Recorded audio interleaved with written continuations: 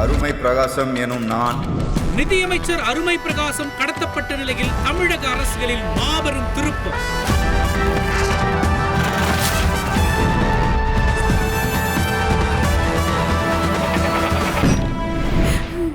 அம்மா ஏம்மா அப்பா அது இருக்க சோத்துல கிட்ட விஷம் வச்சுட்டேண்ணா?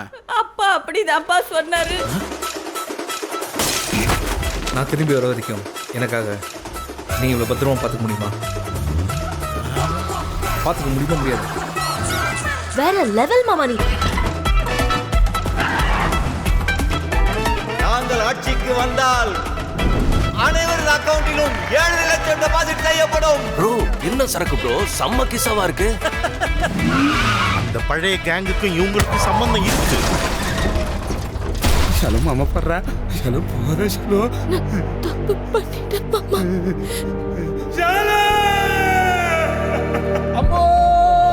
அப்புறம் ரிவெஞ்ச். சூப்பர் மாமா.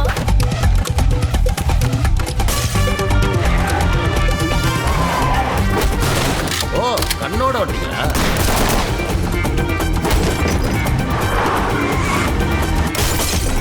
ப்ரோ இவனோட உயிர் வேணுமா உயிர் நாடி வேணுமா? உயிர். அப்பனா கொஞ்சம் மேல தூக்கி சுடு. என்ன கடத்திட்டீங்களா? First customer welcome. I am coming. இந்த மாதிரி நேரத்தில் தான் தெளிவா நிதானமா முடிவெடுக்கணும். சரக்கு இருக்கா இல்லை வாங்கணுமா?